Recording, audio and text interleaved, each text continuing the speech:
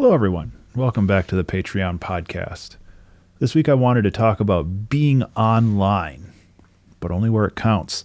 And I have been thinking about this a lot lately, especially with like the disillusion of social media, like regarding Twitter and some other platforms as well. But it's like it's so easy to always be connected to everything all the time, everywhere. And I feel that can really sap away not only your time, but your mental energy to do other things that are equally or more important. Specifically, I'm kind of talking about like notifications, things that pull you back into the apps. I think that it's also important to understand like your level of engagement that you want to have with these platforms. And I'm going to talk from personal experience here because that's really all that I have going for me. But a long time ago, I turned off notifications for like likes or thumbs ups or whatever kind of hearts, whatever you want to call them on the platform that you use, like passive engagement, where people just click a button and it makes a number go up. And, you know, that's it feels great to have somebody, acknowledge the thing that you posted, but it doesn't really offer any kind of tangible engagement. I still have notifications available for when somebody replies to me or sends a message to me directly or sends me a direct message, like a private message. But I turned off pretty much all passive engagement from these sites, because as great as it is to know that somebody saw your post and somebody liked your post, I think that it is really detrimental to your time and your mental energy to always have these pings going off showing like, oh, look at that, somebody liked the thing that I did. It's like it's something that really doesn't really benefit anybody aside from your ego, and you don't need to worry about that. So that's kind of the first step that I have. And then the second step that I have for a lot of this is to be online and to be aware and to be reactive to the things people say, but only in the spaces that you really like care about. And this is more like, for me anyway, it's for Discord. And Discord is kind of, it's a social network basically, but it's more like a big aggregate of chat rooms. And I really only set up alerts for the channels that I want to hear about, because it's very easy to get alerts for a whole server or a huge bunch of servers. But to be honest, I only care about a very small handful of those, specifically people offering feedback on the games that I'm making, or offering like thoughts in the community channel for like improvements on how to make the 2-hour album challenge better.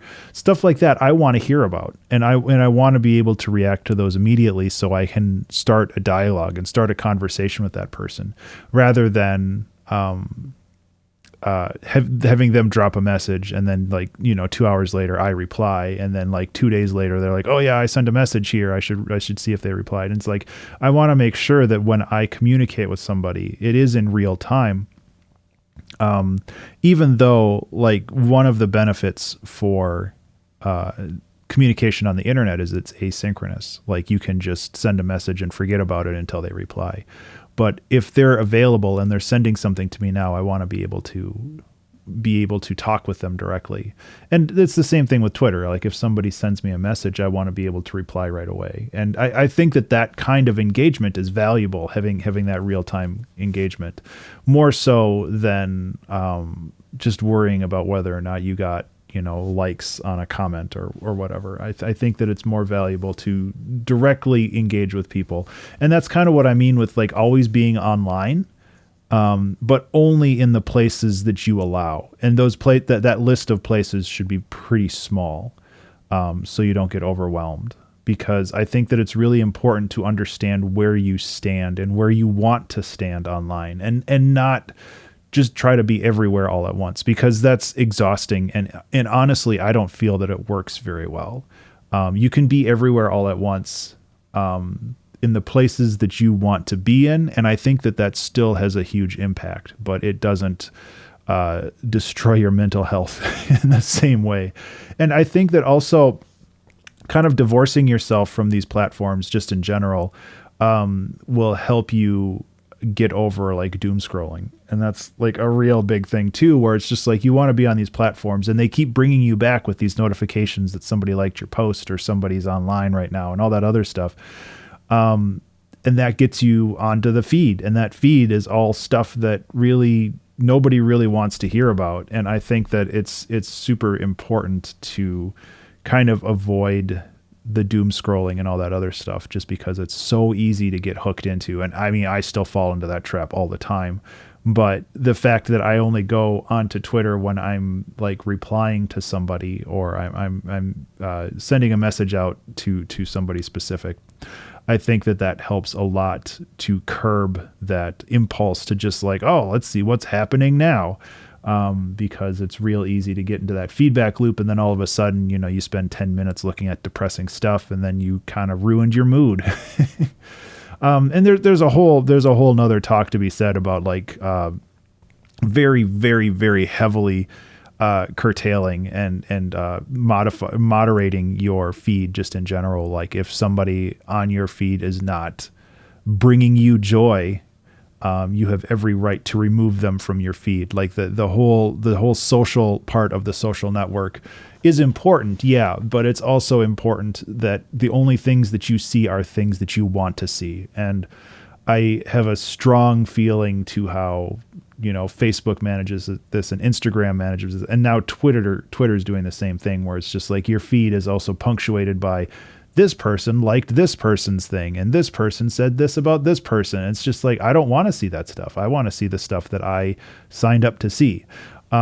So like the whole main feed thing just in general for me is starting to be something that I just don't even look at anymore, which is a bummer because I like getting updates from my friends.